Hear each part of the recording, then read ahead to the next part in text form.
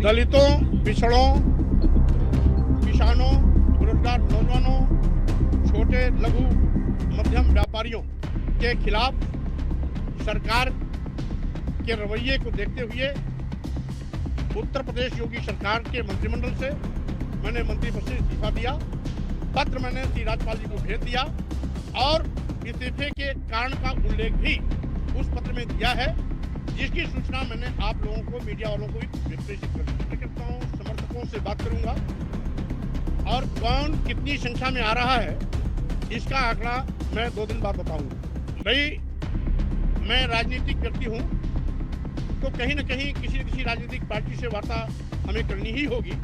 हम किससे बात करेंगे, ये हम अपने कार्यकर्ताओं समर्थकों से बात करेंगे। चुनाव का ऐलान हो चुका है। यूपी समेत 5 राज्यों में चुनाव है, लेकिन चुनाव की तारीखों के बाद यूपी में घमासान मचा हुआ है।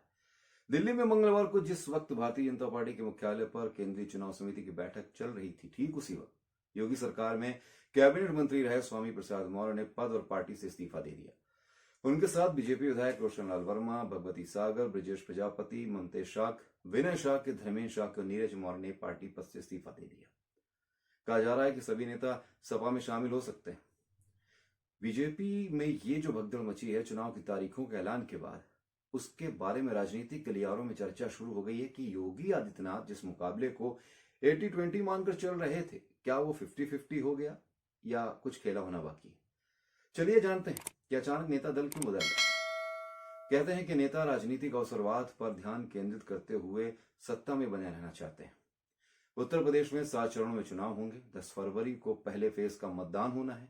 आमतौर पर बीजेपी, सपा और कांग्रेस फेज वाइज प्रत्याशियों का ऐलान करती है।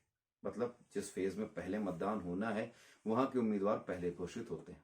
इस बार भी पहले और दूसरे फेज के लिए उम्मीदवारों के नामों पर सभी पार्टियों में मंथन शुरू हो चुका है।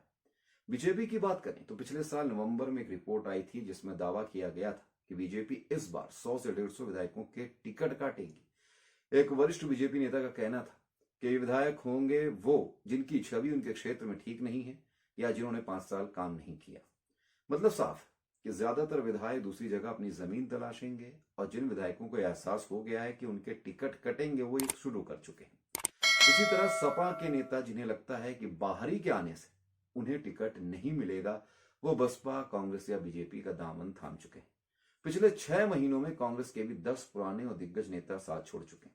वहीं बीजेपी की बात करें तो 10 दिसंबर 2021 से लेकर 11 जनवरी के बीच बीजेपी के 17 बड़े नेताओं ने पार्टी छोड़कर सपा ज्वाइन कर ली।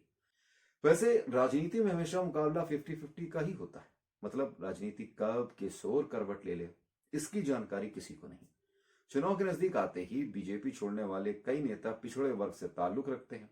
इन्हीं के सहारे 2017 में योगी सरकार ने पूर्ण बहुमत हासिल किया था। अगर ध्रुवीकरण नहीं हुआ तो जाति के आधार पर वोट पड़ेंगे और यह मुकाबला वाकई 50-50 में बदल जाएगा।